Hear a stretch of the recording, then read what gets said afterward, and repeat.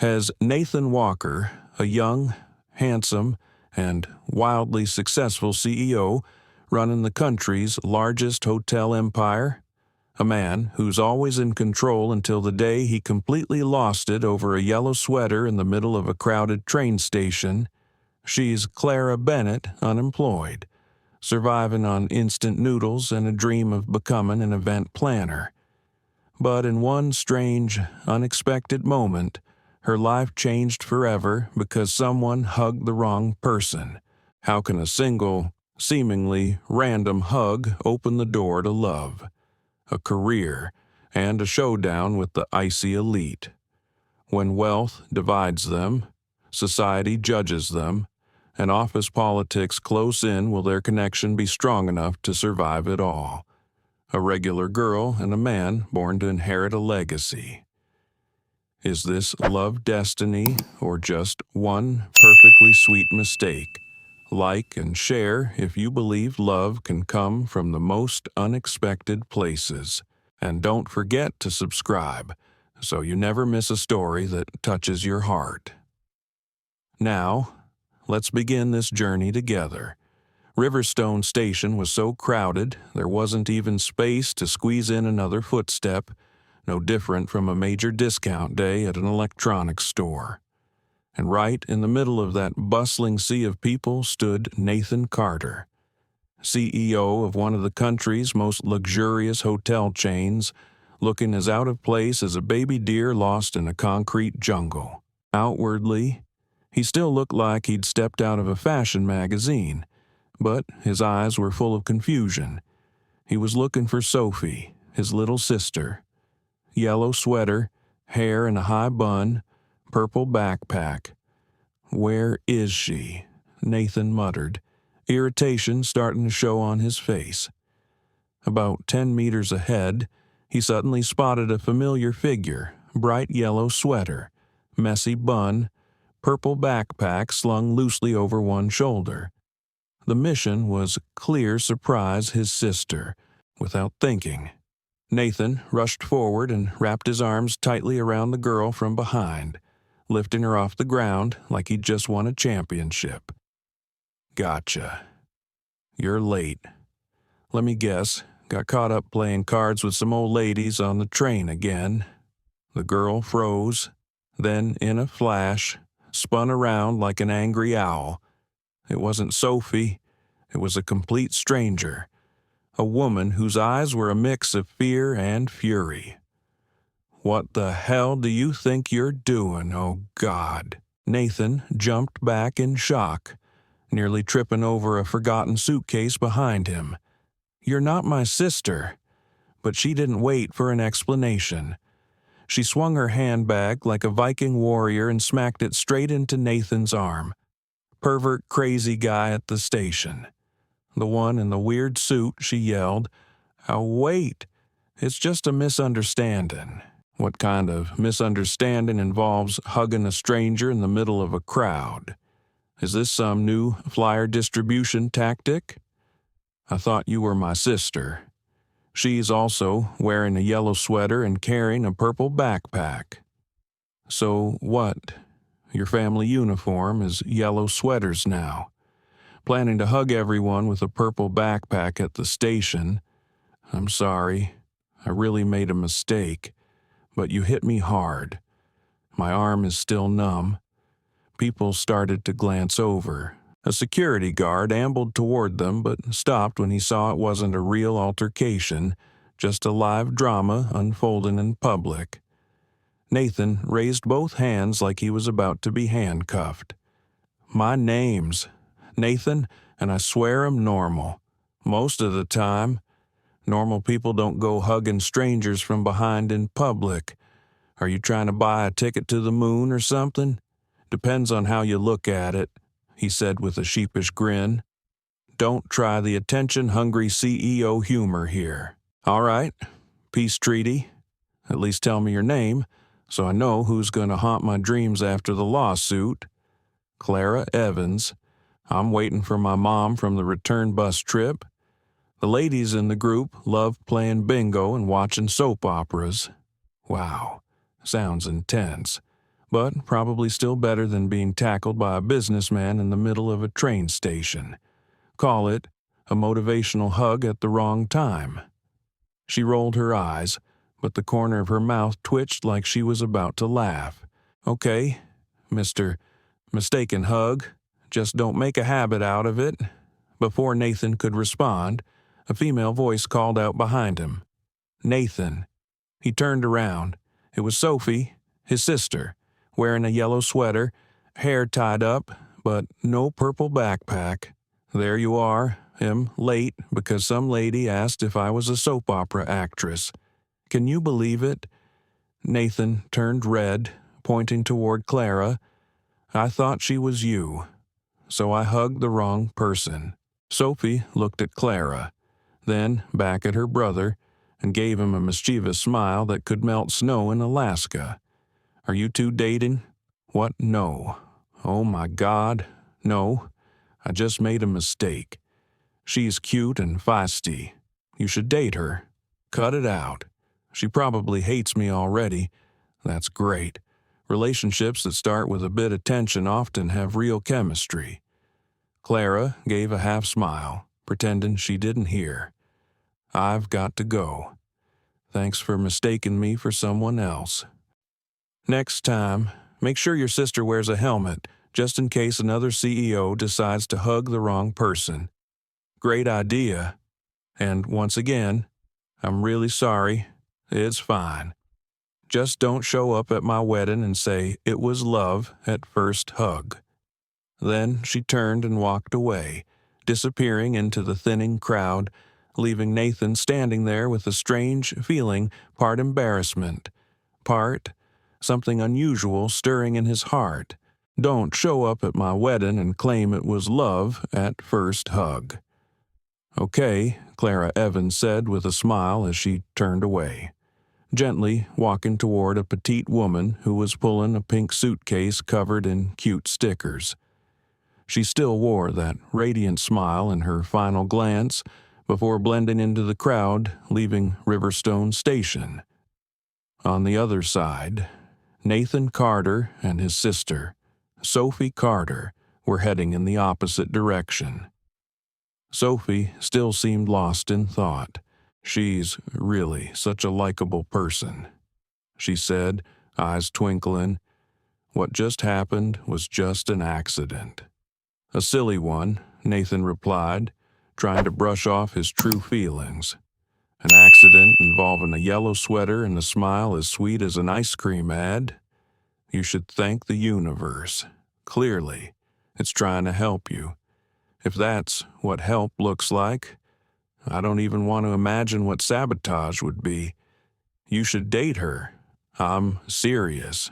You need someone who knows when to punch you when you deserve it. And she's exactly that person. Nathan sighed, saying nothing. But as he stepped into the car, he couldn't help but glance back once more. Clara was still there, standing with her mother, both pointing excitedly at a glass display in a store. She smiled again, a smile that made Nathan's heart skip a beat. He closed the car door, but his mind stayed behind. You should have asked for her number, Sophie said with a grin, reclining in her seat.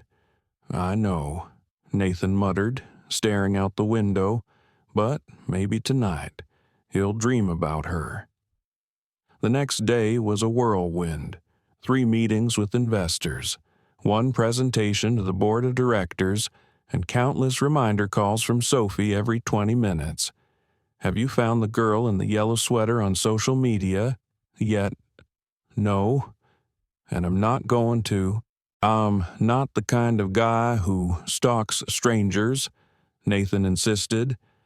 But you are the kind of guy who hugs strangers at train stations, Sophie reminded him, with a mocking laugh. I'm going to remind you that for the rest of your life. By evening, after a draining day, not even thoughts of a new 500-room hotel project could lift Nathan's spirits. Sophie had a plan to fix that. Let's go to the movies. There's a new rom-com playing. It's about a guy who accidentally meets a girl on the street. Sound familiar? They got to the mall just as the film was about to start. The line at the popcorn counter twisted like an impatient snake. Nathan adjusted his sunglasses, a rather obvious disguise. "You look like a hungover secret agent," Sophie joked. "Exactly the vibe I'm going for." He didn't even finish his sentence when, just a few steps away, he froze. It was Clara. She was wearing jeans and a sunflower-printed shirt, laughing brightly with a curly-haired friend, waving her hands like conducting an invisible orchestra. "Sophie, don't look, never mind. Too late." Sophie turned so fast she almost sprained her neck. "It's her, the girl from the station." She shouted like there was a fire. Clara spun around, eyes wide as if struck by lightning in a clear sky. When she saw Nathan, she burst out laughing. "The mistaken hugger is stalking me." Nathan took off his sunglasses. "Surrendering. I swear it's a coincidence. Pure coincidence." "Sure. You probably attached a GPS to my backpack during your attack." "Huh. Technically, you attacked me with your purse, and with impressive force, too." The curly-haired friend stepped in curiously. "Who's this Clara?" "The handsome guy wearing sunglasses indoors. It's a long story. Lena, this is Nathan, the crazy CEO I told you about. The one who accidentally hugged me." "Oh, the guy who smells like money and smiles like a toothpaste commercial." Lena's eyes widened. Clara choked, elbowing her friend. "I never said that." Nathan raised an eyebrow, laughing. "Smells like money. That's a new one. Don't believe her. She has a vivid imagination." Sophie was now beaming, grabbing Clara's hand. "You two are here for this movie, too. What a coincidence. Let's sit together." "I'm not sure that's a good idea." Nathan tried to protest, but Lena cut in. "That's a brilliant idea. Well, start the Publicly Roast Nathan Club. That name has a nice ring to it." Clara nodded. So the four of them sat in the same row. Naturally, the two amateur cupids made sure Nathan and Clara sat next to each other. As the trailers began, Nathan leaned over and whispered, "Can I buy you a drink? As an apology for the hug, minimum requirement, large soda, jumbo popcorn, and a letter of recommendation from a therapist." He burst out laughing. Under the dim lights of the theater, Nathan felt his heart dance, a strange mix of nerves and joy. Something even multi-million-dollar deals couldn't bring him. The film was about a clumsy guy who spilled coffee on the girl of his dreams and then kept running into her everywhere. Nathan leaned over to Sophie and whispered, "The coincidences are subtle." "I have no idea what you're talking about," Sophie replied, popping popcorn into her mouth with a mischievous grin. And Nathan. He found the popcorn tastier, the movie more touching, and the sunflower-printed shirt beside him brighter than any screen in the room. "Nice choice of movie," Nathan Carter muttered as the scene of the male lead repeatedly running into the same girl played on the screen. "Who even knows what you're talking about?" Sophie Carter replied, popping a piece of popcorn into her mouth with a mischievous grin. A moment later, a surprise kiss appeared on the screen. In the dark theater, Clara Evans, seated next to Nathan, lightly brushed her arm against his on the shared armrest. Neither moved. It was just a gentle touch. But Nathan felt his entire arm burn not from heat, but from emotion. After the movie, the four of them stopped by a nearby cafe. The atmosphere was light, filled with constant laughter. The conversation flowed more naturally than in any formal date Nathan had ever experienced. "I used to do event planning," Clara said as she stirred her milkshake. but recently unemployed. It's hard to get hired when your resume says accidentally caused a baking soda and vinegar explosion at a city councilman's son's birthday party. It wasn't her fault, Lena, the curly-haired friend, chimed in. The kid added more vinegar on his own. Try saying that to the councilman. When he had to scrape green glitter off his bald head for 2 weeks? Nathan laughed until his stomach hurt. It had been a long time since he laughed like that genuinely, not out of politeness. My company's actually looking for someone for corporate event planning, he said, suddenly serious. You could send in your resume, and under special skills, I'd write. Once ambushed a CEO at a train station. Right? Clara laughed. Could make you stand out. Nathan laughed along. The other two exchanged glances, clearly proud of their speed matchmaking. When it was time to part ways, Sophie and Lena suddenly came up with an excuse to run a quick errand, leaving the two alone. Subtle, aren't they? Clara watched them go, half laughing, half shaking her head. My sister's like a bull in a china shop, Nathan replied. A brief silence fell. Both seemed to pause at the same time, then spoke simultaneously. That job you mentioned. They laughed. Nathan spoke first. The job is real, but I also really wanted to see you again, working for someone who once hugged me by mistake at a train station. Clara tilted her head, thinking, sounds weird, but that'd be a great story to tell friends. Huh? She pulled out her phone. Give me your number. I'll send my resume tomorrow. Nathan handed it over, heart pounding like a teenager confessing for the first time. When Sophie and Lena returned suspiciously empty-handed, the group said their goodbyes and parted ways. On the way home, Sophie couldn't hide her delight. So did you save her number? Nathan opened his phone, his face going pale. Crap. I forgot to save it. Oh my God. Men, seriously, you need help?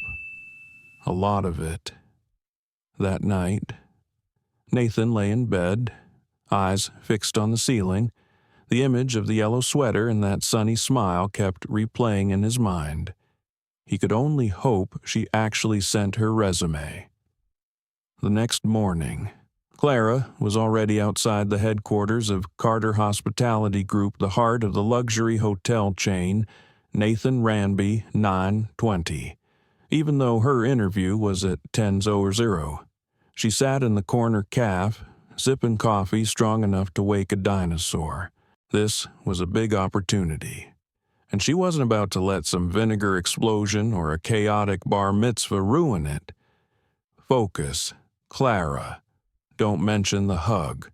Don't mention the bald councilman. Don't mention the spicy sauce incident at the Jewish party, she whispered to herself.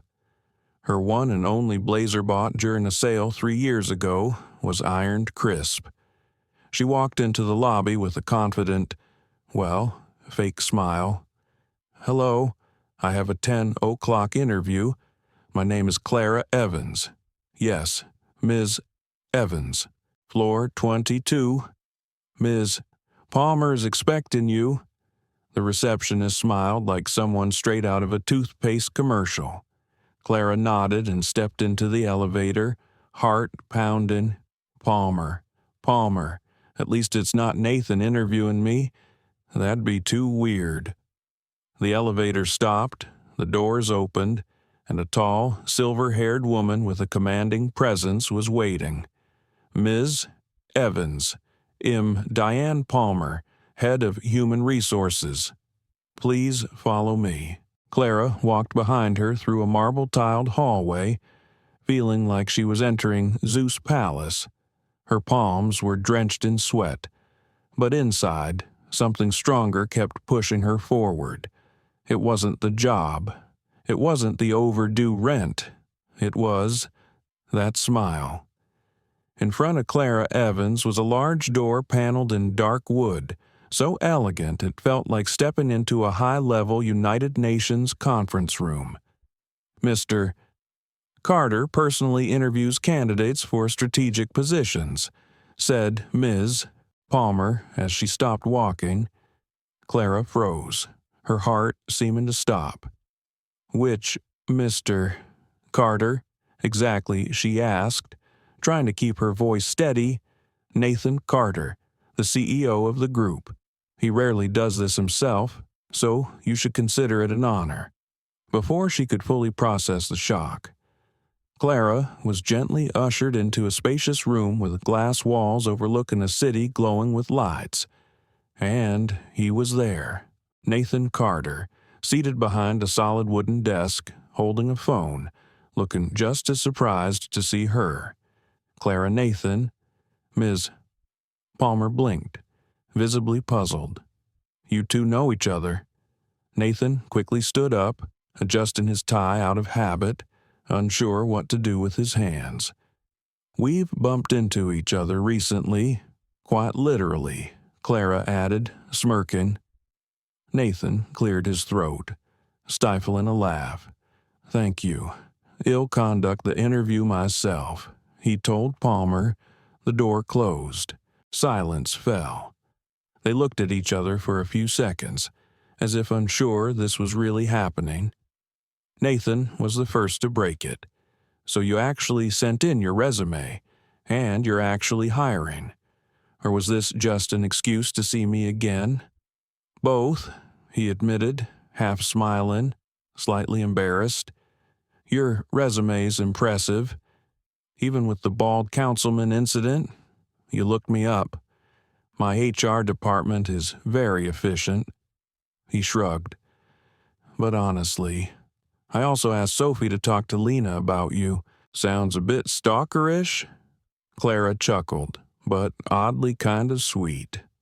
Nathan gestured for her to sit, then returned to his desk, trying to put on a professional demeanor.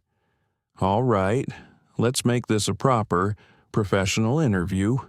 Of course, like you never hugged me at a train station, and you never called me the guy in the weird suit. The interview went more smoothly than she expected. Nathan asked real questions about her experience, past projects, career direction. Clara answered naturally, humorously like when she recounted having to find a last-minute replacement chef at a medical conference when the main chef had a shrimp allergy at peak hour. And it says here you speak 3 languages, Nathan asked, surprised. English, Spanish, and enough Italian to order food and yell at a taxi driver when lost. Nathan laughed out loud, unable to hide his delight. You're really something. Something good, or something that should end this interview early. Something good, he said, his gaze lingering on her longer than necessary. Clara blushed. Nathan glanced at the paperwork, switching to a more formal tone. Technically, the role is for a corporate event planning assistant.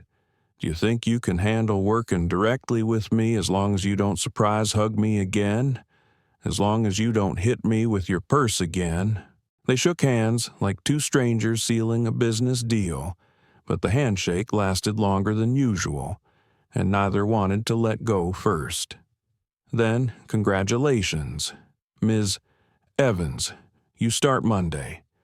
Clara left the office with her heart racing.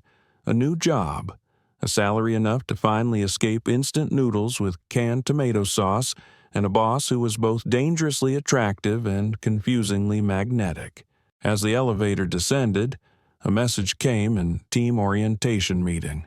Tomorrow night, 8 p.m., Viola Restaurant. No need to wear a yellow sweater. Clara laughed and replied instantly. Confirmed. No handbags will be launched at the CEO's head. When the elevator doors opened, she stepped out with a completely different energy.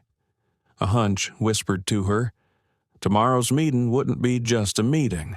Viola Restaurant looked like it had stepped off the cover of a high-end magazine soft lighting, pristine white tablecloths and a wine list longer than Clara's rental lease. She wore her simplest but most elegant black dress and arrived exactly at 8 o'clock. The host led her inside, raising an eyebrow as if assessing whether she belonged there. "I have a reservation with Mr. Carter. Team meeting." "Yes, Mom. Right this way."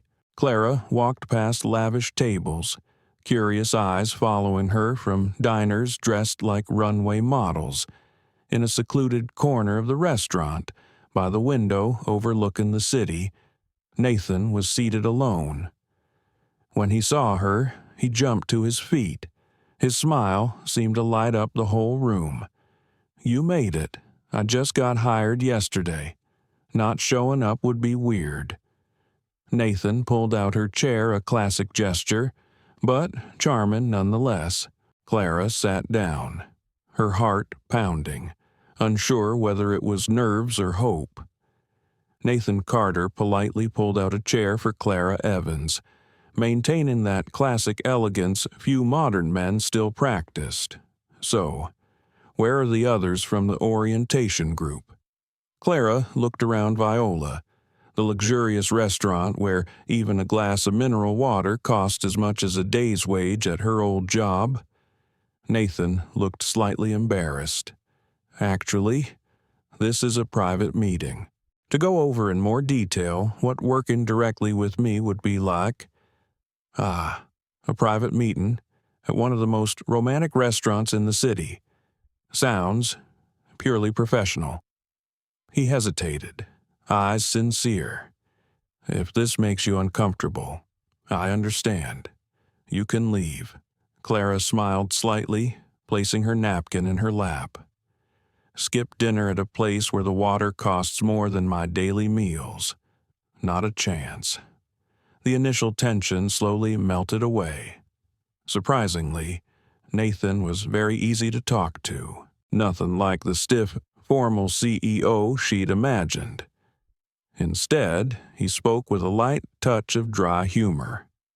"Picture this: the governor stuck in the elevator, a 5-tier wedding cake melting in the lobby, and him standing in the middle of it all in my underwear, because a champagne cork exploded and ruined my suit." Clara nearly choked on her wine. "So, what did you do?" "Wrapped myself in a tablecloth like a toga, ran to the rooftop, borrowed a waiter's uniform, 2 sizes too big, and came back down to handle it all. Thankfully, the governor never noticed." Clara burst out laughing. "Now I see why you need a good event planner." Nathan looked at her intently. "You have no idea how refreshing it is to be around someone who's not trying to impress me, who says, 'I'm not trying to impress. I haven't dropped a single fork tonight.' That's a personal best." The conversation gradually turned more personal. Clara talked about growing up as the only child of a literature teacher obsessed with Mexican soap operas. Nathan shared the pressure of taking over the company at 26 after his father fell ill. "Sometimes it feels like him living the life everyone expects me to live, not the one I actually want." "What did you want to be an architect?" "As a kid, I used to draw houses. Still have some of those sketches in my desk drawer. Doubt they'll ever be used." "It's not too late," Clara said, tilting her head.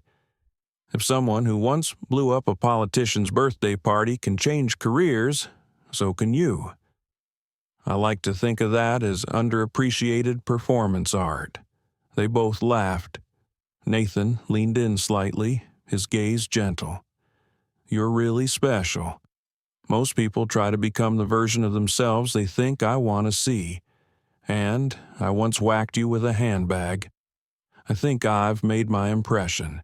Dessert arrived, a pavlova with fresh strawberries, so beautifully arranged it almost felt wrong to eat it. Nathan fiddled with his napkin awkwardly. "I have to be honest, this isn't really a team meeting." "Really?" Clara feigned surprise. placing a hand on her chest.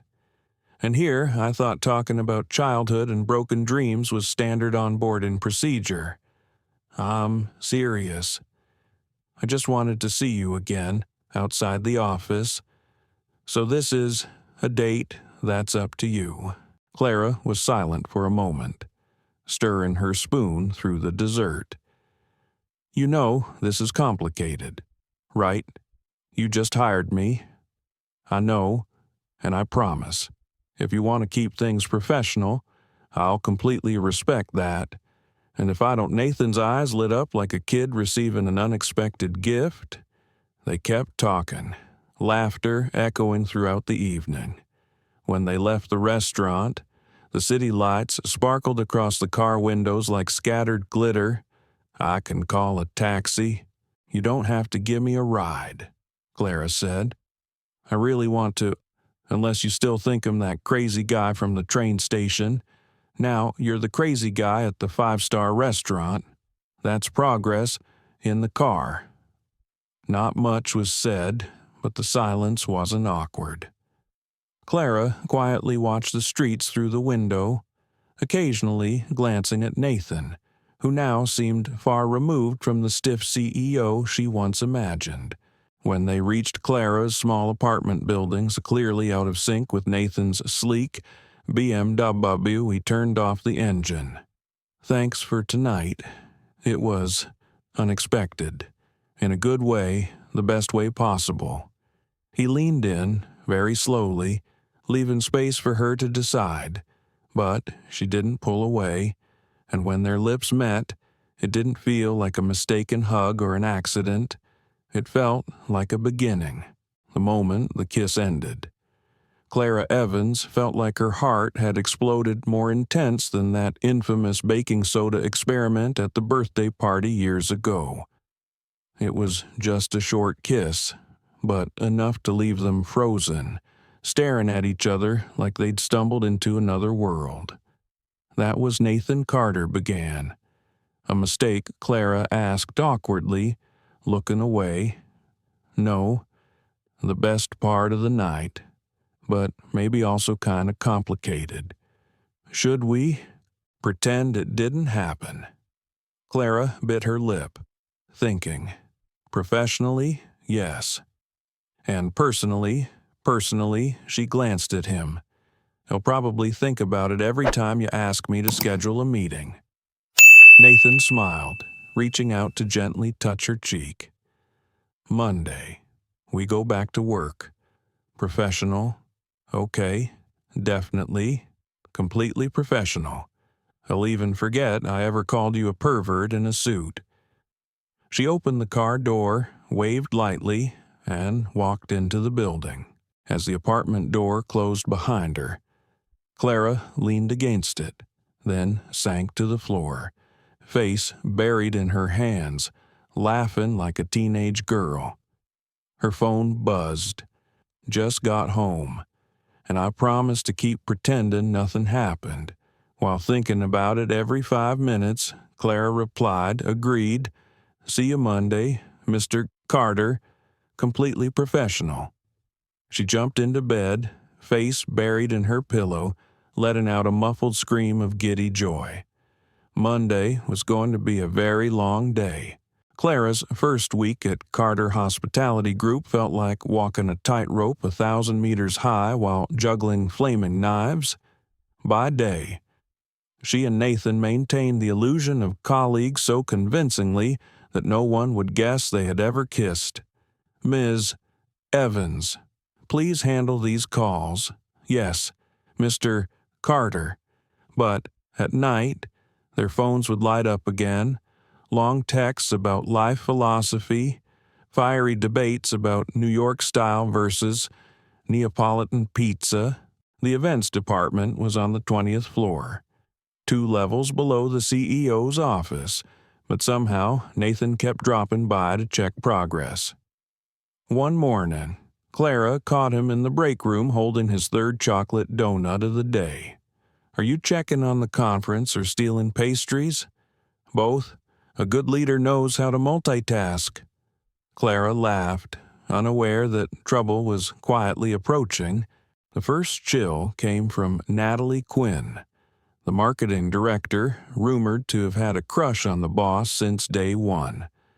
Natalie looked like she'd stepped off a magazine cover, golden hair, tailored suits, and an aura that made men stumble. She had a habit of talking to Clara like she was training an intern. "Sweetie, did the photocopier run itself at your last job?" "No, Ms.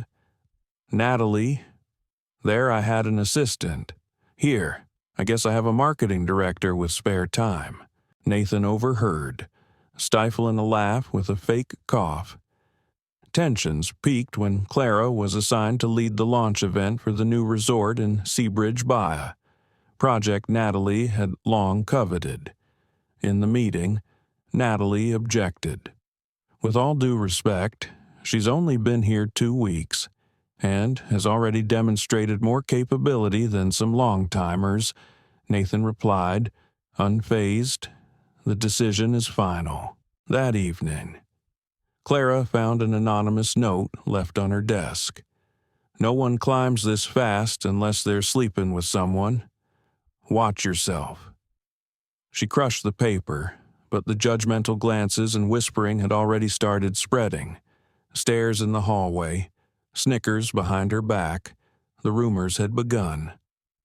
On Friday, Clara stepped into the elevator and saw Nathan standing alone. For the first time that week, she hesitated when seeing him. "You okay?" he asked, voice low and warm. "Maybe we're being too obvious." "Obvious about what people are talking?" "Nathan, about me. About getting a major project after barely 2 weeks." Nathan frowned. "Who said that doesn't matter? But maybe we should be more careful." The elevator reached the 20th floor. Clara stepped out quickly, leaving him standing there, eyes filled with concern. All day, she avoided him, burying herself in event plans. That evening, Lena called, "So, corporate princess, did you kiss the CEO prince again today?" "Stop teasing. Everything's a mess. Define mess, like the whole company thinking you're the boss's mistress kind of mess. No, we've only kissed once and texted a little. That's it. But you want more." "Right." Clara was silent, staring at the city lights outside her window. She didn't answer. But inside, she knew this wasn't just a misplaced kiss anymore. "We talk a lot, but we've never actually put a name to this," said Clara Evans, gently turning her coffee cup in her hands, eyes gazing out toward the city glowing through the office window. "But do you want to name it?" Lena asked softly over the phone. "I don't know. Everything's a mess. Nathan's wonderful, but he's my boss, and he belongs to a completely different world." What Clara didn't know was that Natalie Quinn, with her high heels and never-cooled envy, was standing in the hallway, secretly snapping a photo of Clara smiling by the window. In the picture, Clara looked radiant, dreamy just enough to upgrade all the company's existing rumors. On Monday morning, Clara had just placed her bag on her desk when Nathan Carter appeared, face tight with tension. "We need to talk. Now." She followed him to his office. As soon as the door closed, the air became heavy.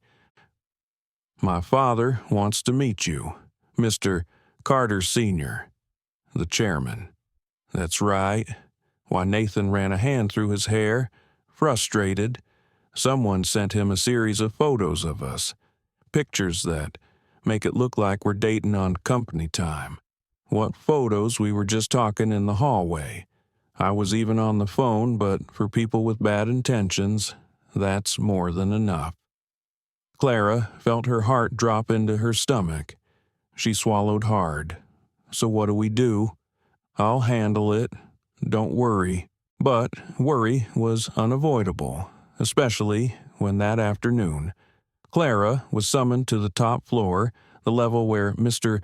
Carter Sr.'s office was located, a floor usually reserved for executives or people in trouble.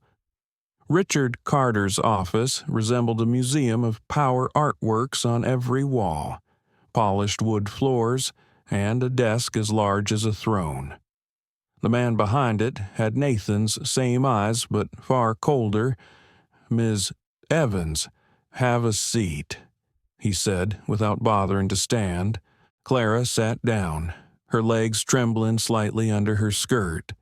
"It's an honor to finally let's get to the point." He cut her off. "My son has never been great at managing emotions, especially around attractive women in the office." Clara flushed red. "I'm sorry. I don't understand what you're implying." Richard slid a stack of photos toward hurl mundane moments, her and Nathan laughing in the break room, standing side by side in the hallway, on the phone, looking out the window. "These were sent to my inbox yesterday." No sender, but very suggestive. "There's nothing inappropriate here. We're just colleagues." He leaned back, voice lowering. "You're a smart girl.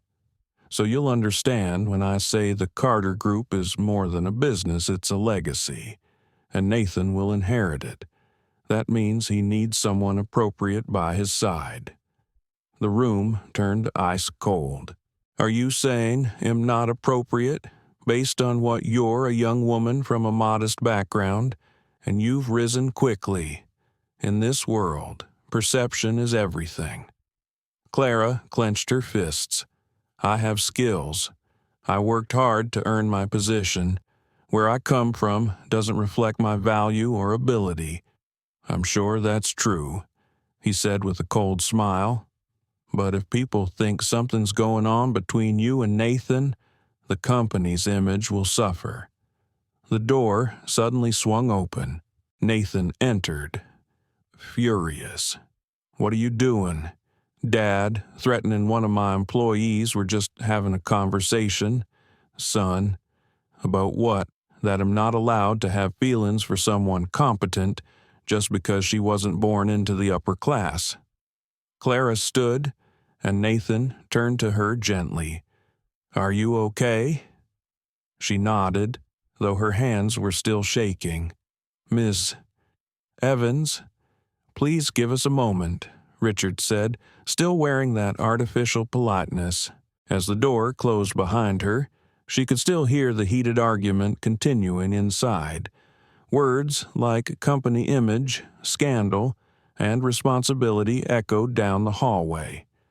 Back at her desk, Clara tried to steady herself, but her hands trembled as she lifted her glass of water. A message from Lena lit up emergency, lunch, now, at a small cafe near the building. Clara collapsed into a chair like she'd just run a marathon. "He said I was climbing too fast, that I was using Nathan to get ahead." "Ugh, what a fossil," Lena hissed through gritted teeth. "What am I supposed to do?" "That's his father, the company chairman. What about Nathan?" He was really angry. "But I don't know. If that's enough," as if perfectly timed. Clara's phone rang.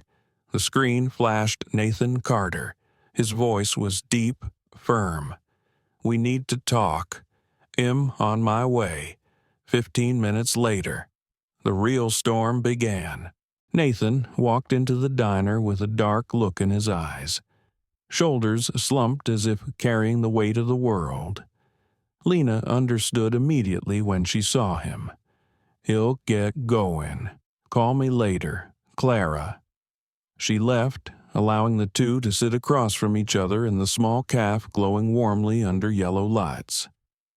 Nathan sat down, buried his face in his hands, his voice quiet beneath the distant clinks of spoons and glasses.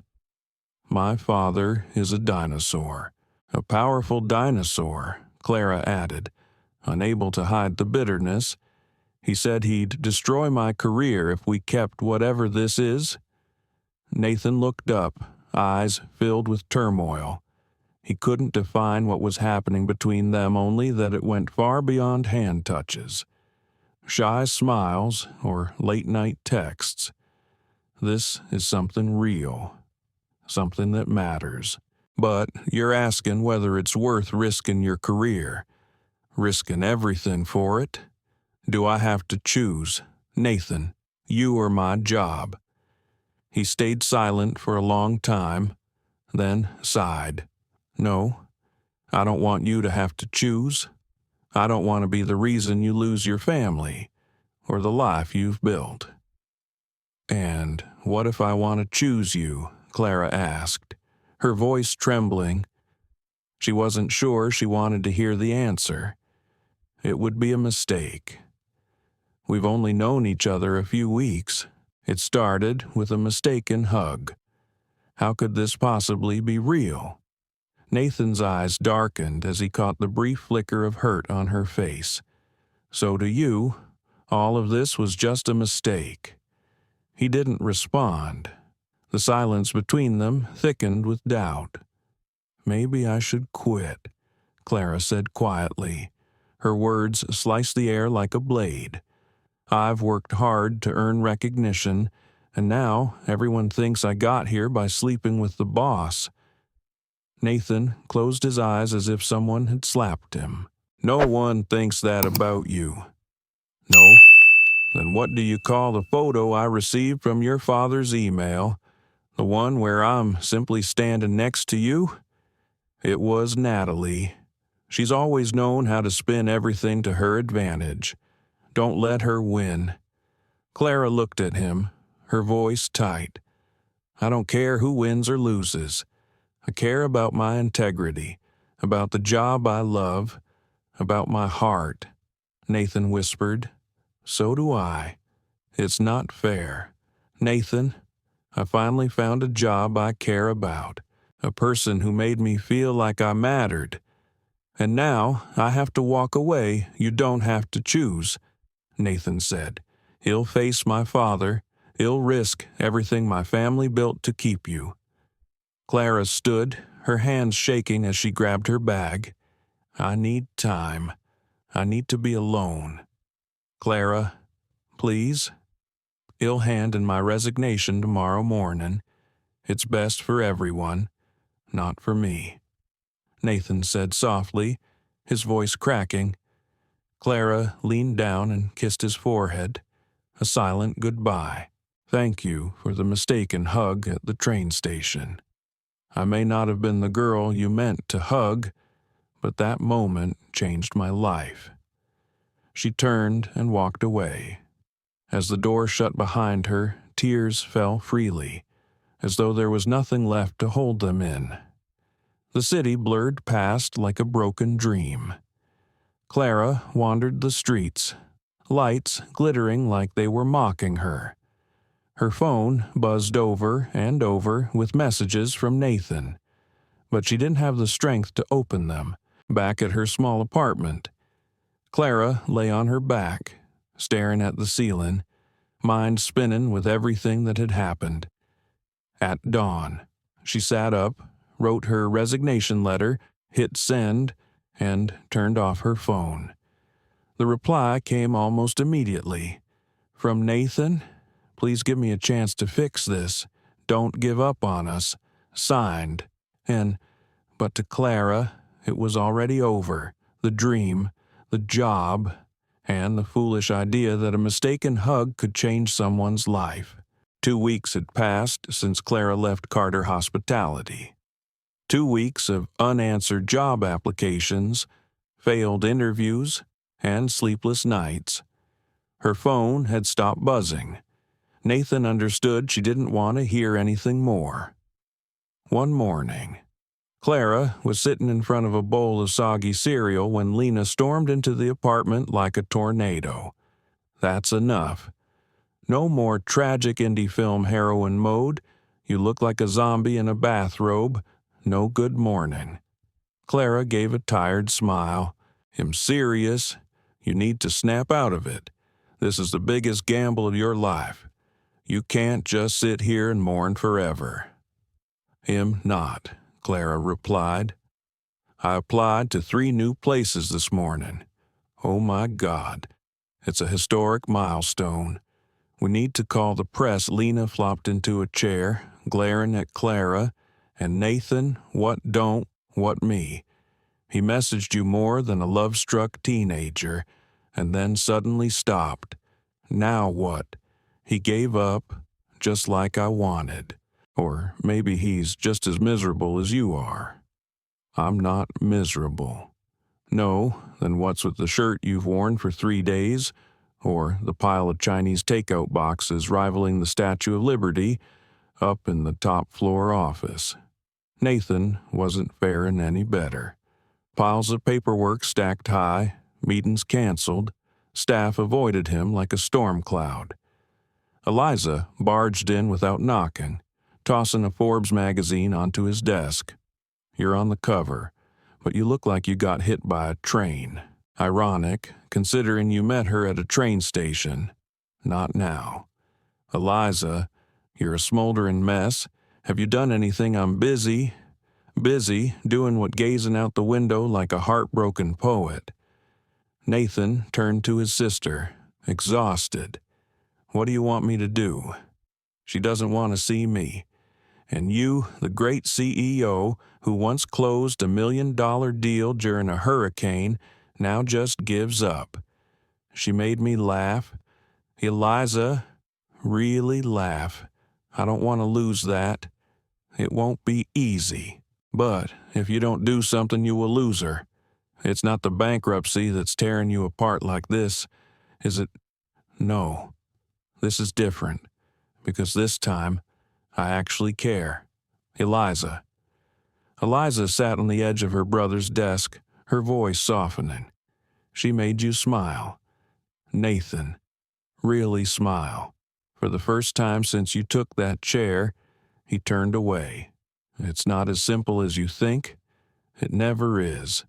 But you have 2 choices: keep suffering or do something about it." That night, Nathan drove aimlessly through the city, like a man lost without direction. Somehow, he ended up parked outside Clara's apartment building. He sat there, staring at the 3rd-floor window where the light was still on, his heart heavy as stone. He wondered what she was doing, if she was thinking about him. His phone rang. Natalie Quinn lit up the screen. "Nathan, we need to talk about the Riviera launch event. Things have been a mess since Ms. Evans left." "Not now. Natalie, at the office. We can get ahead of it." I said, "Not now." He hung up.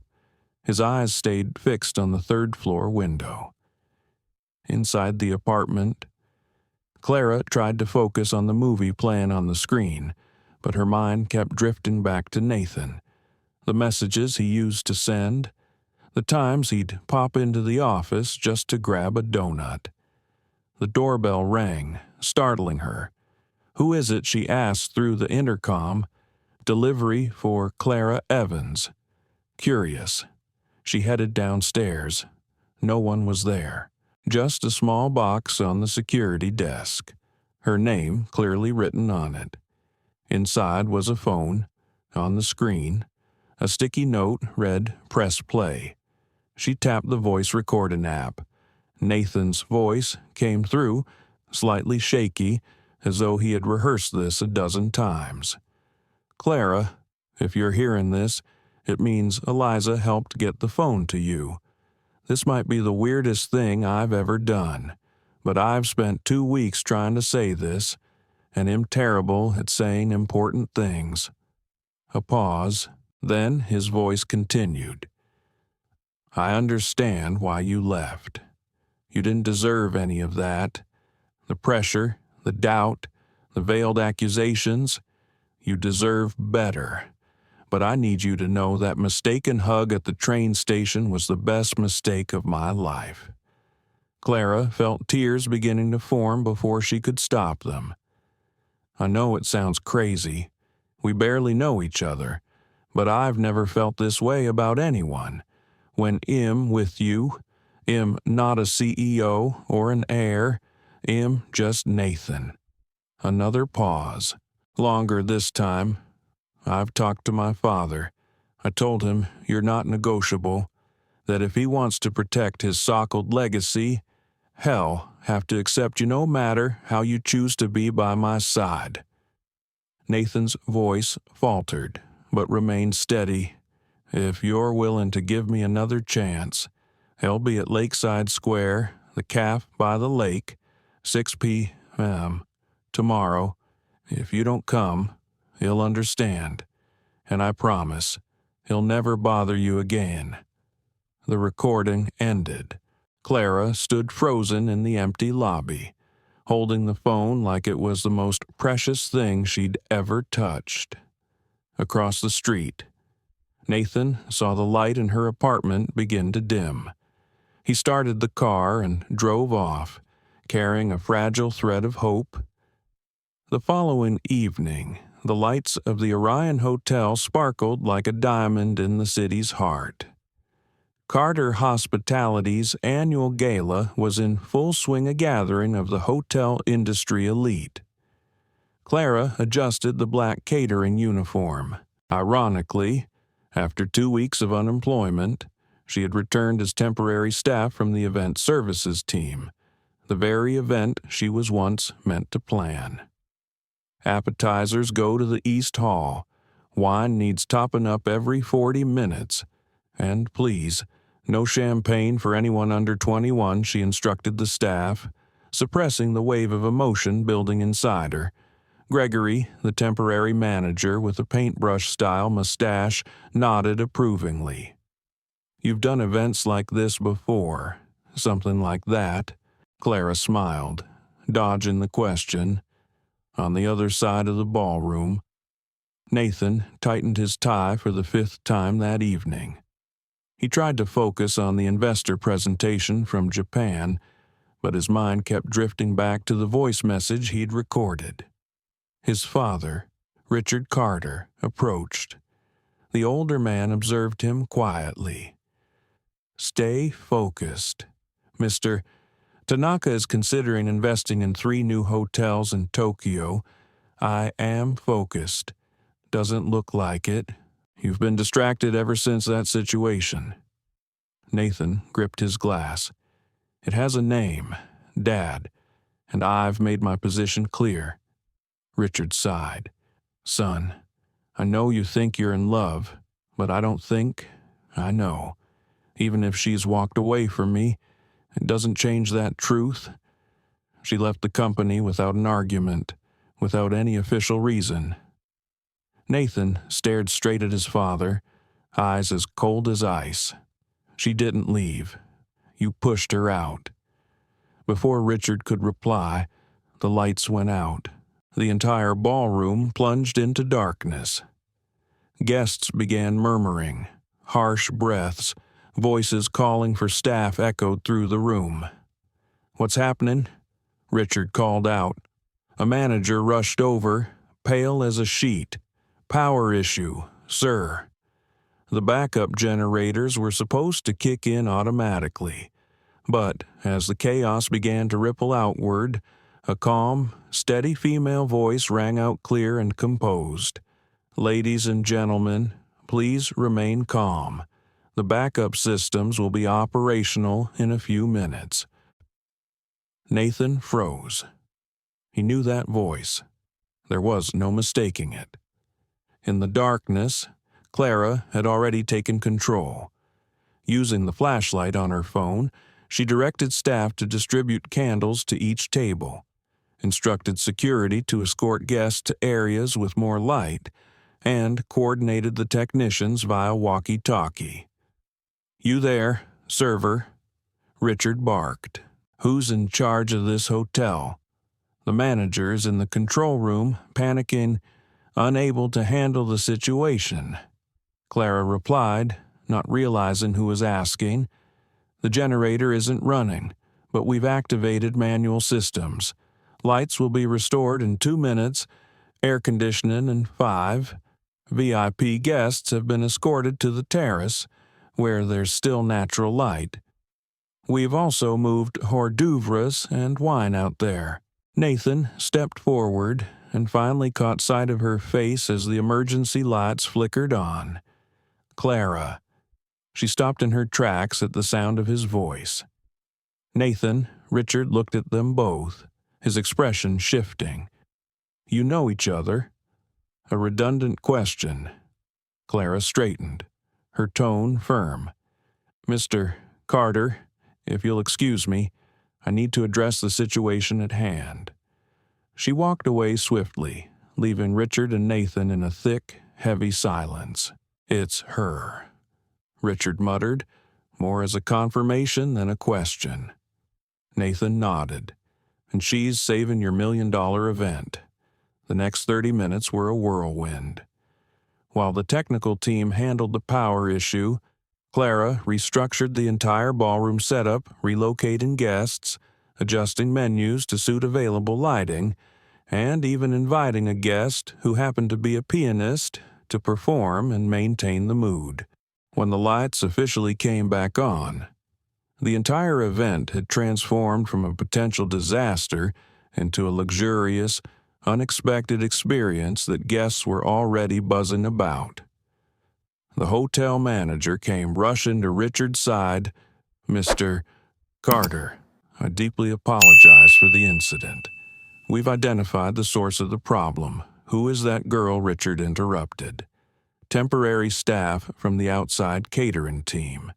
I believe she's a contractor." Nathan stood nearby. Having watched everything unfold without taking his eyes off Clara, he stepped onto the small stage just as the band was about to resume playing. Taking the microphone, his voice was calm but firm with purpose. "Ladies and gentlemen, on behalf of Carter Hospitality, I want to thank you for your patience and understanding during the recent technical difficulty." The ballroom chuckled lightly, the mood easing. "We always prioritize professionalism and accountability, and tonight, you've witnessed those values firsthand." Nathan's gaze scanned the room and stopped when he saw Clara hiding behind a column. "I'd like to invite to the stage the person who turned what could have been a failure into an unforgettable moment. Clara Evans." The spotlight swung to her. Clara looked like a deer caught in headlights, but after a moment's hesitation, she stepped forward. Nathan held out his hand and whispered, "Trust me." Once she was by his side, he continued, "Ms. Evans was once part of our team, and tonight she's shown exactly why we should never have let her go. Grace, ingenuity, and calm under pressure, these are the values Carter Hospitality stands for." Applause broke out. Several people nodded in agreement, admiration in their eyes. And if I may speak from the heart, Nathan's voice softened, eyes fixed on the woman beside him. "She also happens to be someone very special to me personally." The ballroom stirred. Richard sat upright in the front row. "Life sometimes hands us opportunities disguised as mistakes, like a mistaken hug at a train station." Tears shimmered in Clara's eyes. "But then we realized that the wrong person might actually be the right one all along." Nathan turned fully toward her, forgetting everyone else in the room. "I was a fool. I should have fought harder. I should have shown you that you're worth every sacrifice, because you are that kind of person." The entire room fell silent. The music had stopped. Only the two of them remained, surrounded by hearts holding their breath. "Nathan," Clara whispered, flushed and overwhelmed, unable to say anything more. The first applause rang out from the back of the banquet hall, followed by dozens, then hundreds of people rising to their feet in ovation. Among them stood Richard Carter, known for his unyielding demeanor, who now quietly rose as well, his hands joining in the rhythm. Clara stood under the stage lights, her face wet with tears but glowing. She looked at Nathan, smiled, and whispered that was incredibly unprofessional. "Mr. Carter, if you want, go ahead and fire me." Then, right in front of 300 elite guests from the hotel industry, she pulled him into a passionate kiss. 3 months later, Clara Evans sat on the sofa in her new apartment, twice the size of the old one. Even though she insisted on paying rent herself, her newly founded event planning company, Abrasoto Events, had clients lining up. Many were former contacts of Nathan Carter, who quietly continued to refer her name. The phone rang. It was Mel. "How's the city's most successful entrepreneur doing?" Clara laughed. "Overwhelmed, busy, and happily exhausted. And your romance with the handsome CEO better than I imagined. His father, well, he's slowly coming around, especially after I planned his wedding anniversary and left his high society friends speechless. Brilliant move. Win the future father-in-law with talent. Strategic genius. Clara," she chuckled. "Okay, I've got to get ready. Nathan's picking me up for lunch with Eliza." As she hung up, she glanced around the new apartment, still a few unopened boxes, but it already felt like home. Her phone buzzed again, a message from Nathan. "On my way. Eliza's excited to see you. Prepare to be interrogated about the future." Clara replied with a scared face emoji and went to get changed. She picked a simple, elegant dress, nothing like the catering uniforms or stiff suits from her Carter hospitality days. At exactly noon, the doorbell rang. Nathan stood there with a smile that still made her heart race like it did on day one. "Ready for the courtroom trial hosted by my sister." She gave him a light kiss. "Depends. Is she bringing a lie detector?" On the way to the restaurant, Nathan was oddly jittery, tapping his fingers on the steering wheel, glancing at the rearview mirror. "You okay? You look like you just robbed a bank." "I'm fine. Totally fine." "Nathan Carter, you're the worst liar in the world. Your ears are turning red." He touched his ear, muttered a curse, too obvious, like a neon billboard. "Spill it. What are you hiding?" "Nothing. I'm just eager to get to lunch." But instead of their usual spot, Nathan turned into a park Clara had never visited before. "I thought we were meeting Eliza. Change of plans. Shall join us later. We're starting here." The park was strangely empty. Despite the beautiful weather, Nathan led her down a stone path to a small clearing surrounded by trees. In front of them was a fully set romantic table, candles flickering despite the daylight, vibrant fresh flowers, and a bottle of chilled champagne in a silver bucket. "Nathan What's going on lunch," he said, trying to sound casual. "Eliza's just running late." Clara narrowed her eyes, skeptical, but the romantic setting was hard to resist. The meal featured all her favorite dishes, served by a professional waiter who appeared from nowhere and vanished just as seamlessly. "What are we celebrating that I've forgotten?" "Not really a celebration," Nathan began, visibly nervous. "Do you remember the first time we met? Who could forget you attacked me in the middle of the train station? I prefer an enthusiastic, mistaken hug. You even got compared to my sister and a bunch of old ladies playing Uno on a train." Nathan took her hand, eyes gleaming. "That mistaken hug was the best mistake of my life." Clara felt her heart race. "Nathan, let me finish, or I'll lose my nerve.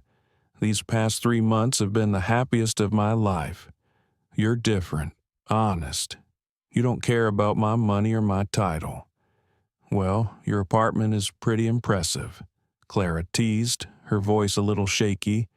He took a deep breath. What I mean is, I'm planning to make one more big mistake. From behind the trees, a group of people suddenly emerged: Eliza, Mel, Clara's mother, and even Richard Carter himself, usually so stern, now smiling faintly, though still looking slightly awkward. "What is going on?" Clara asked, her eyes darting around in confusion. Nathan dropped to one knee on the grass, pulling a small box from his jacket pocket. "Clara Evans, would you like to make one more sweet mistake and agree to be my wife?" He opened the box. Inside was a ring, far too large for her finger. Clara laughed through her tears. "This ring doesn't even fit." He blushed. "I know Eliza gave me the wrong size, but no worries." He opened the other side of his jacket. "I have a plan B."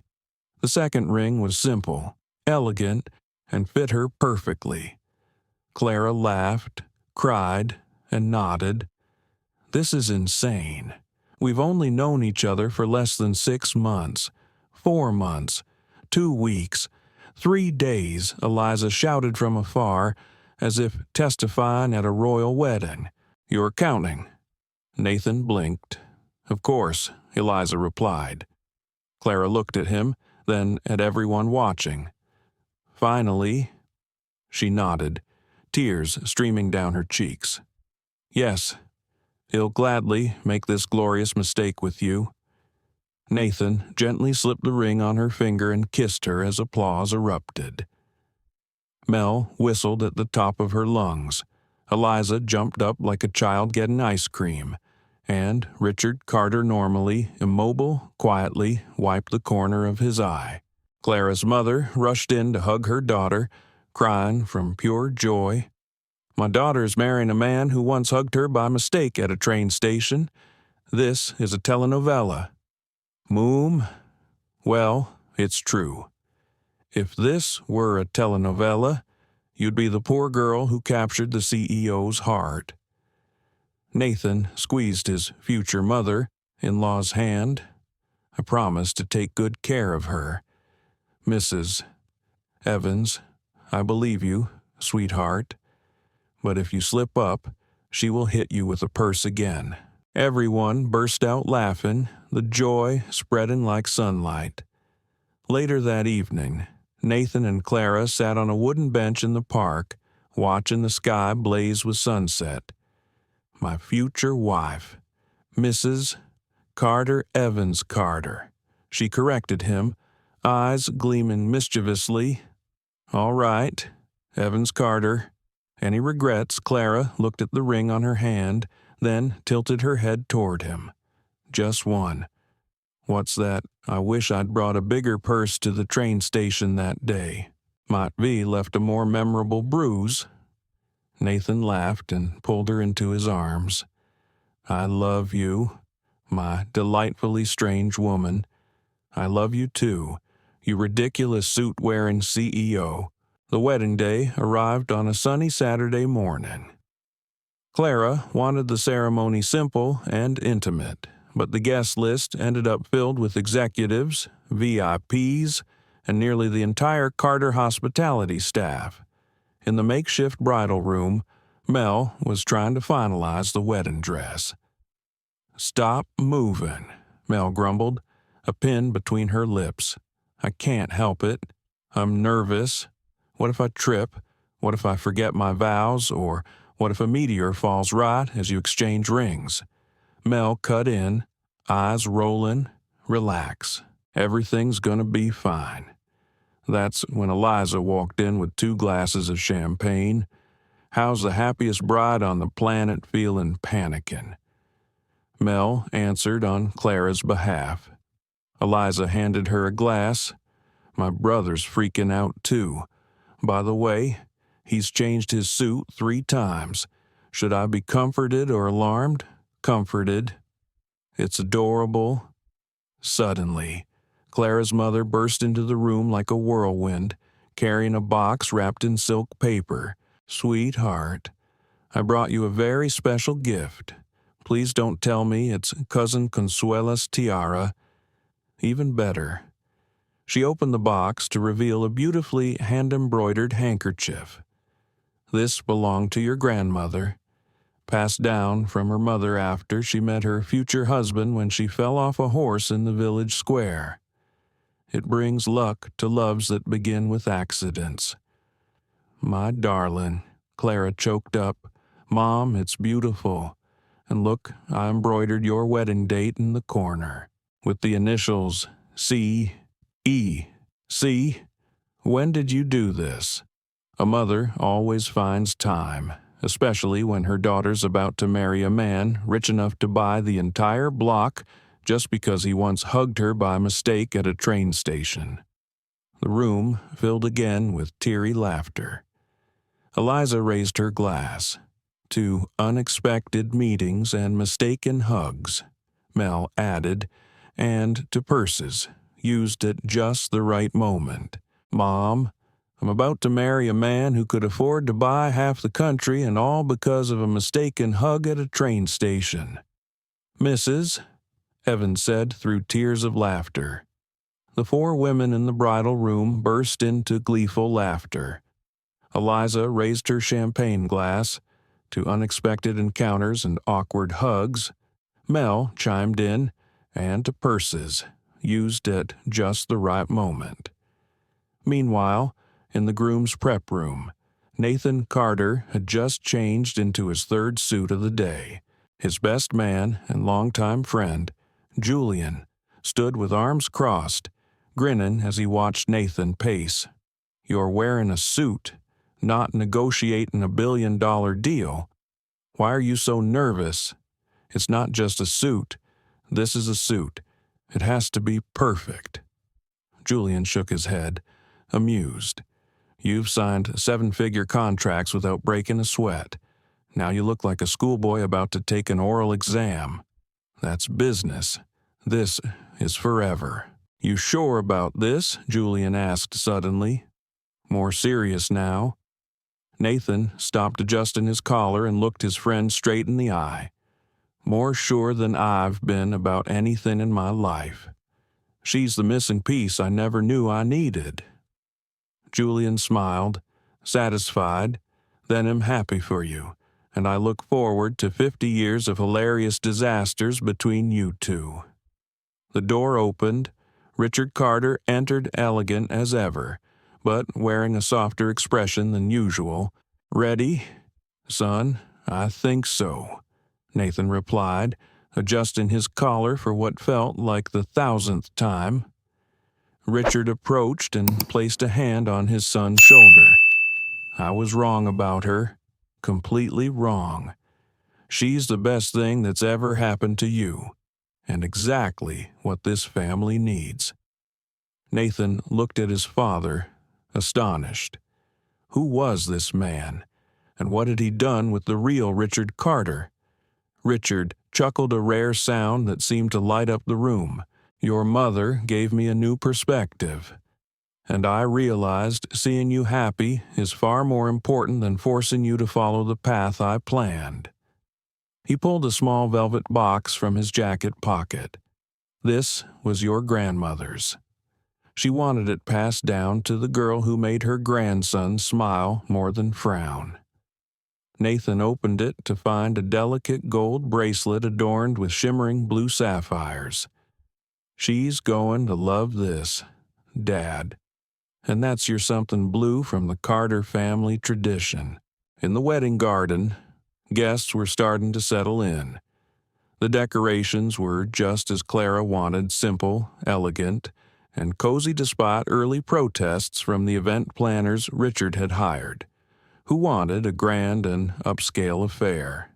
Gregory, the classic, film-mustached man who had once temporarily supervised Clara, was now the wedding coordinator, throwing himself into the role with royal fervor. He refused to take payment. Nathan said to Julian as they watched Gregory organize seating, said it was an honor to coordinate the wedding of a legend in the events industry, the woman who tamed the lion of hospitality. Julian laughed. You've got yourself a new nickname now." The ceremony was scheduled to start at 4 p.m. in the garden of the estate Nathan had just bought, a move Clara had initially protested because costs should be split equally. By 3:50, the DJ was still missing. At 3:55, Clara's grandmother realized she'd left her dentures at the hotel. At exactly 4:30, the guests had arrived, but the officiant was still nowhere to be found. Surprisingly, Natalie Parker Clara's former rival had shown up. Even more surprising, she was helping fix the missing DJ issue by connecting her phone to the venue's sound system. "Consider this Valentino dress my apology," Natalie told Eliza, who caught her fiddling with the audio setup, "and honestly, no one should get married without background music." Backstage, Clara was trying to keep herself calm, both for her own sake and to soothe her mother, who was fluctuating between crying and fretting. What if all these rich guests don't like our family? What if they find our custom strange mom? If there's one thing I've learned from living with Nathan, it's this money doesn't buy taste and it definitely doesn't buy kindness. Half of them probably can't even tell real wine from sparkling soda. Both women burst out laughing, and Clara suddenly felt lighter. Even though the DJ was missing, the dentures were still lost, and the ceremony was being held together by sheer faith. She knew one thing for sure. Their love wasn't perfect, but it was real. "Mom, do you know the difference between an opera and a soap opera?" Clara asked, trying not to laugh as the booming voice of her future father-in-law echoed through the garden. "Of course I do, Mrs." Evans replied, adjusting the veil on her daughter's head. "Opera has someone in a tuxedo crying under a lamppost. This is your father-in-law about to sing a family love ballad after 2 glasses of champagne." Mel peeked out the window. "Code red. Your uncle just started retelling his 1979 dance competition victory for the 5th time today." "How much has he had to drink?" Clara asked, eyes wide, enough to think he can challenge Richard Carter to a tango duel. "Oh dear." Clara placed a dramatic hand to her forehead. "This wedding is starting to feel like a failed cultural merger." "No way," Eliza chimed in, adjusting her bridesmaid dress. "My family looks like a corporate robot catalog. A little chaos is exactly what we've been missing." And even the absence of the officiant unexpectedly turned out to be a blessing. The delay gave Clara's grandmother time to return to the hotel and retrieve her dentures, courtesy of Nathan's personal driver. "My grandson-in-law is an angel," she declared proudly. Dentures now perfectly in place. What's better than having someone send a driver so this old lady can smile properly at the wedding by 4:15 p.m. Everything had miraculously fallen into place. The DJ, using Natalie's phone, was now playing a temporary playlist. Grandma was beaming with her full set of teeth, and the officiant had finally arrived, breathless and apologizing for the traffic. In a garden strung with fairy lights and fresh blooms, a beautifully bizarre and loving world was unfolding.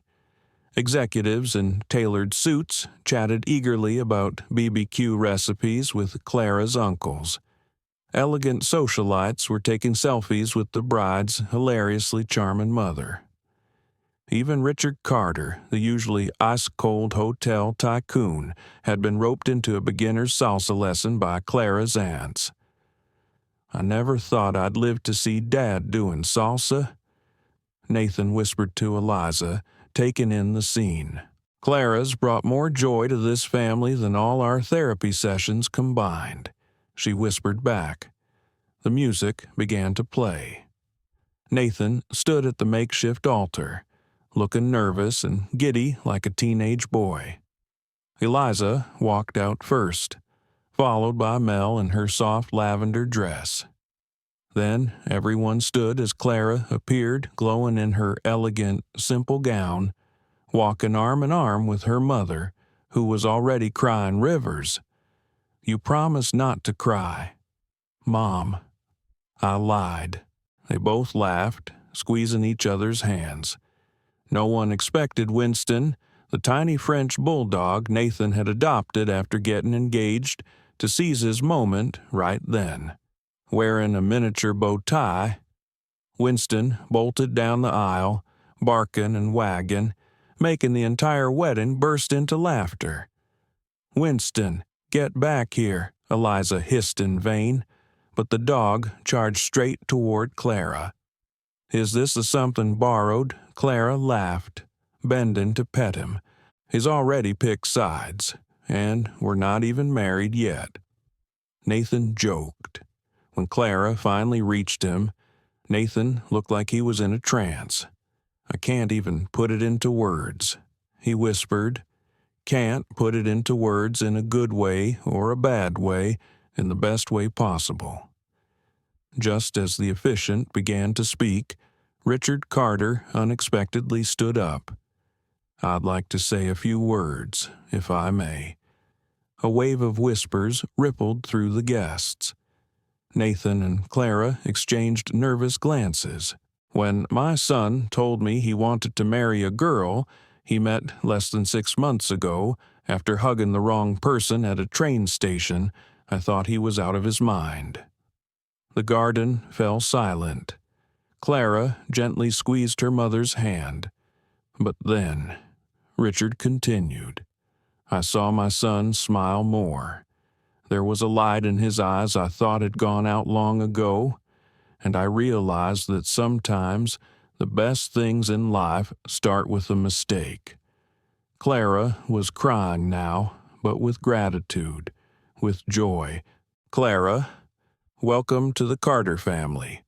We're messy, stubborn, frequently wrong, and now all of that belongs to you, too." Laughter spread across the garden. The tension melted. Richard took his seat again, and the officiant resumed the ceremony, a ceremony filled with unexpected moments, genuine emotion, and deep warmth, when the officiant asked for the rings. The small French bulldog, Winston, who had been lying obediently by Eliza's feet, suddenly sprang up and trotted straight to Nathan, a tiny pillow tied around his neck. Laughter rippled through the crowd as the dog arrived right on cue like a seasoned performer. "Looks like he's the official ring bearer today," the officiant quipped, prompting delighted applause. Nathan bent down, retrieved the rings, and gave Winston a soft pat, who now looked very pleased with his successful mission. Then came the vows. Nathan went first.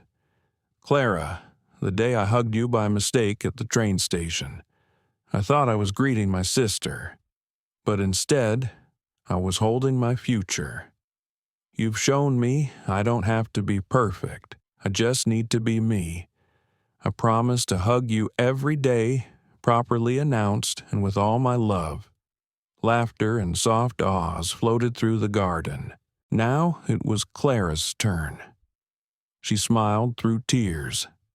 "Nathan, the first time we met, I hit you with my purse. Not exactly the ideal start to a love story, but you were persistent with that infuriating smile of someone who knows they're right. And you were. I promised to be your partner through every mistake and every success, and I promise not to hit you with my purse again unless you really deserve it."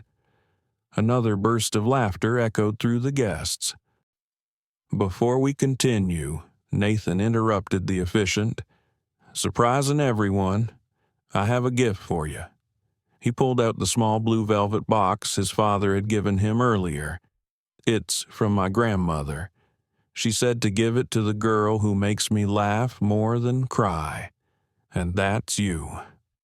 Clara was speechless as Nathan gently clasped the delicate gold and sapphire bracelet around her wrister, something blue, to match the sky in your eyes, he whispered, just for her. When the final declaration came, neither of them hesitated.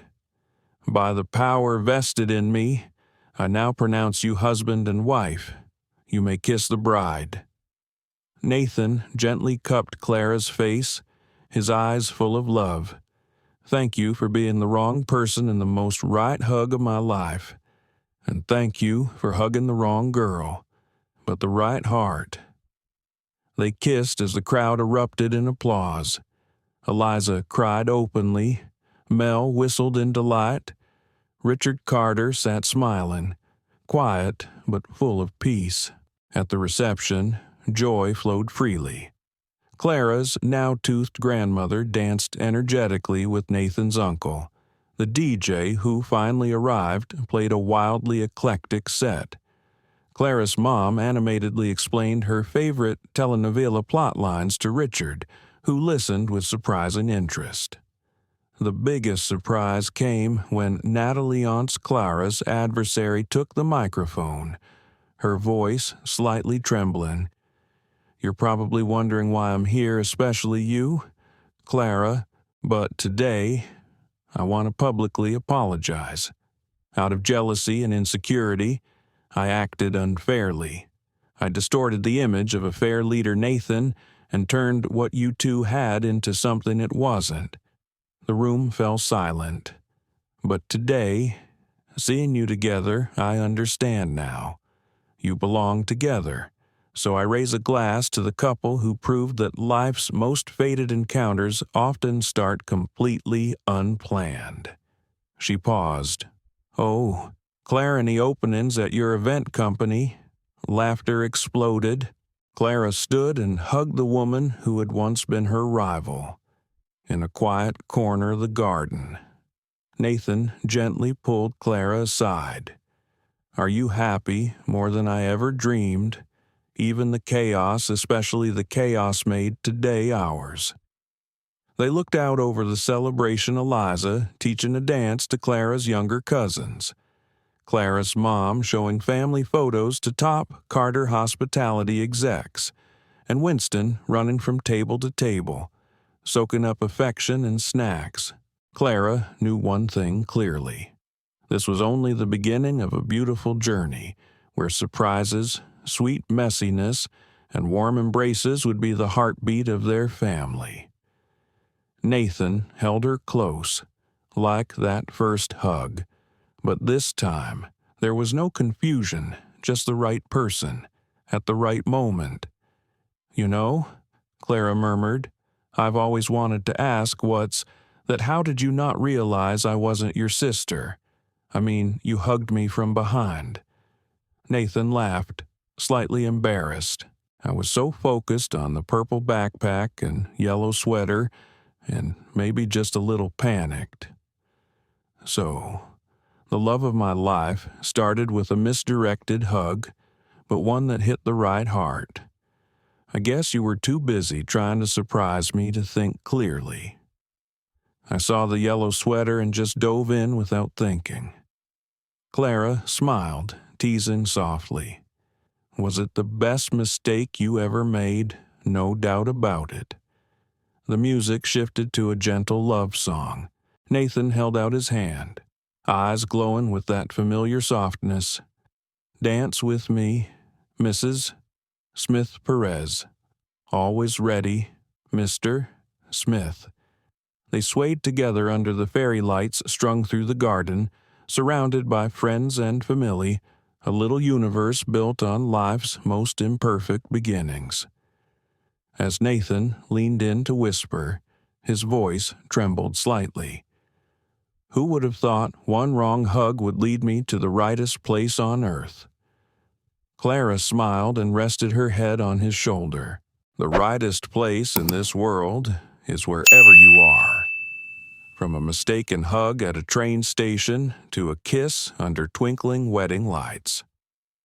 Nathan and Clara walked through misunderstandings, distance, and tears only to find each other not at a perfect point, but at the most honest version of themselves. He was once a lonely CEO beneath all the spotlight. She was once a girl surviving on hope and instant noodles. But that very first mistake became the most meaningful journey of their lives. Love doesn't always come at the right time, but it always comes to the right person. And maybe the miracle only happens when we're brave enough to move past fear and choose love even when the world says we shouldn't. If this story touched your heart, hit like to spread the feeling. Share it so your friends know that loving the right person is never wrong, and subscribe so you never miss another moving journey.